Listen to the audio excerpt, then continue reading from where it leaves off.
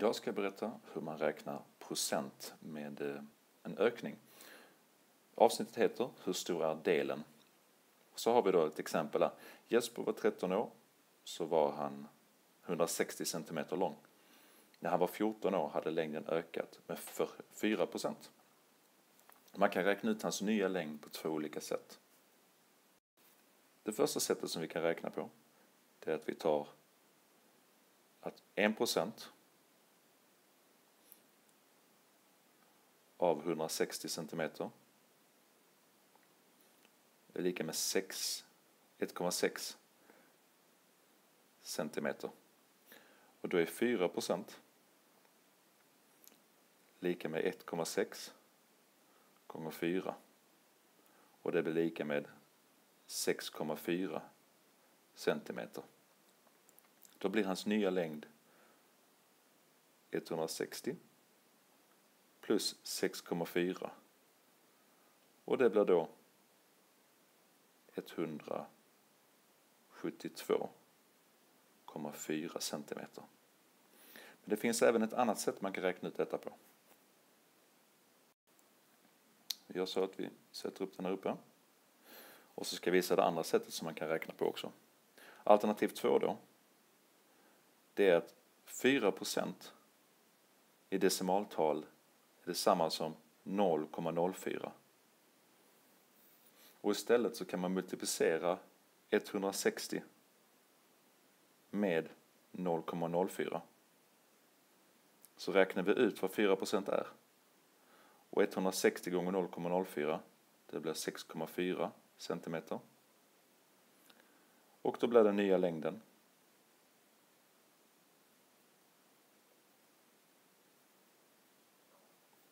160 plus 6,4 som är då lika med 172,4 cm. Så 2 olika sätt att räkna det på. Man kan alternativ 1 ta det som är här uppe. Eller så alternativ 2 där man räknar om 4% till decimaltalet 0,04. Och så multiplicerar man med 0,04. Jag ska visa ett tredje sätt som är ännu bättre. Eller ett tredje sätt. Så får ni bestämma själva vilket ni vill använda. Flyttar upp den här. Så alternativ 3. Om man har 100% av någonting, då är det lika med 1. Så 100% av någonting, det är lika med 1.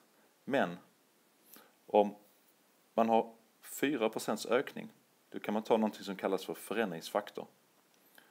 Så multiplicerar man 160 med 1,04. Så står den första ettan för 100%. Och 4 här blir en ökning med 4%. Så multiplicerar man 160 med 1,04 så ökar det med 4%. Och det här blir då lika med 172,4 cm. Så den sista uträkningen visar något som kallas för förändringsfaktor. Och förändringsfaktorn är det jag räknade med här. 1,04 det är 4% ökning. Jag kan visa ett annat exempel med förändringsfaktorn. Om vi tar, jag sätter in 10 000 kronor på banken. Och det är 5% ränta. Då är det en ökning med 5% på ett år. Och på ett år, om pengarna får sitta på banken med 5% ränta, då blir det 10 000 gånger 1,05. För att då ökar det med 5%. Hade man bara multiplicerat med 1 så händer det ingenting. Då blir det 10 000 igen. Men eftersom jag multiplicerar med 1,05 så ökar det med 5%. Och då blir det 10 500 kronor. 10 500 kronor blir det då efter ett år. Och då har jag använt någonting som kallas för förändringsfaktor. Här är ett räkneexempel. På en ishockeymatch var antalet åskådare 6400. Av dessa var 35% ungdomar. Och frågan här är hur många ungdomar såg matchen. Då finns det två alternativ. Antingen så gör vi så att vi tar antal åskådare.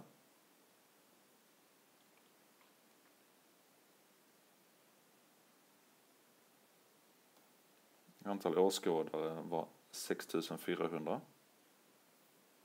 Och antal ungdomar.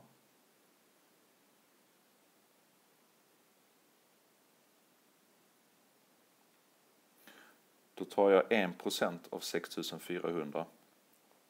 Som blir då 64. Så 35% gånger 1%. Det är 64. Då blir det lika med 2240 stycken. Så många ungdomar var det då. Och alternativ 2. Ta andra alternativet här. Då skulle man kunna ta antalet åskådare, 6400. 6400 gånger 0,35. Och 0,35 det är 35% i decimaltal. Och då får jag reda på hur mycket är 35% av 6400. Och det blir då 2240 stycken. Så svar. Det var 2240 stycken ungdomar.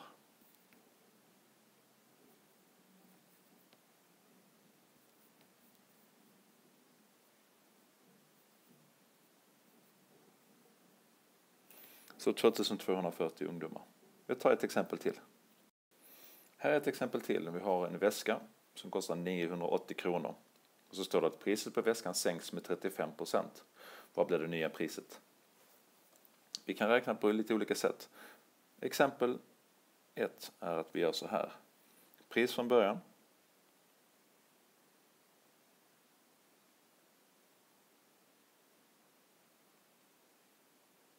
Priset från början med 980 kronor.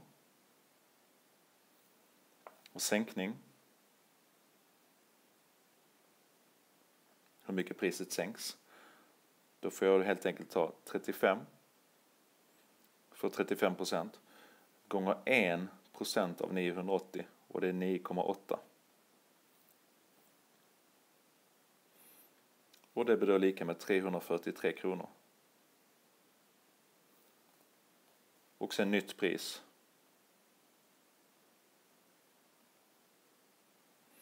Är då 980 minus 343 kronor. Som blir då 637 kronor. Så det nya priset är 637 kronor. Alternativ 2. Så här. Att alternativ 2 skulle kunna vara. Så här skulle man kunna räkna. Pris från början.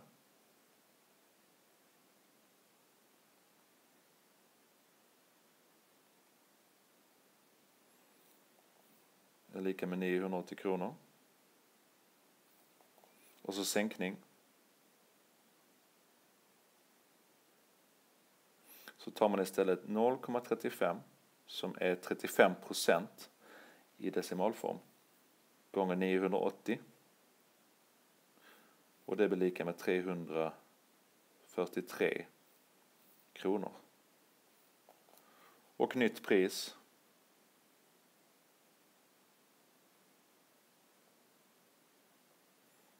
Blir då 980 subtraherat med 343. Och det blir också då 637 kronor. Och då ska jag visa ett tredje alternativ att lösa denna på. Och se om du kan hänga med här. Den är lite mer avancerad i början. Men när man har förstått principen så kommer ni förstå också hur man räknar sådana här uppgifter. Så mitt tredje exempel. Minskar vi ner den. Så gör vi så här. Det tredje sättet att räkna här på. Det är att vi har 980. Vi backar lite. Pris från början.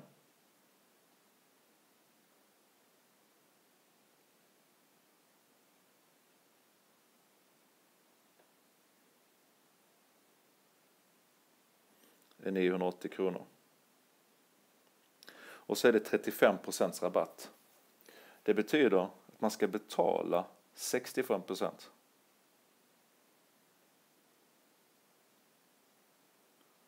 Man ska betala 65%. För är det 35% rabatt så är det man ska inte betala 35% utan man ska betala 65% av det ursprungliga priset. Betala 65% det är lika med 0,65. Det är hur mycket av priset som vi ska betala. Och tar man då nya priset blir då nytt pris blir då 980 multiplicerat med 0,65. För vi ska betala 65%. Vi slipper betala 35%. Och det blir 637 kronor. Och det tredje sättet jag visade här, det kallas för att använda sig av förändringsfaktor. Priset förändras med 35%. Det sjunker med 35%. Och då är förändringsfaktorn 0,65. Det är den jag räknar med då. Och då får jag det nya priset. Så om ni är i en affär och ska handla. Och det är till exempel, vi har 5% rabatt. Så kan ni ta priset gånger 0,95. För att ni ska betala 95%. Så 0,95 är det ni ska betala. Så ta då till exempel 500 kronor gånger 0,95. Då får ni reda på hur mycket 5% rabatt är. Då använder man sig av någonting som heter förändringsfaktorn.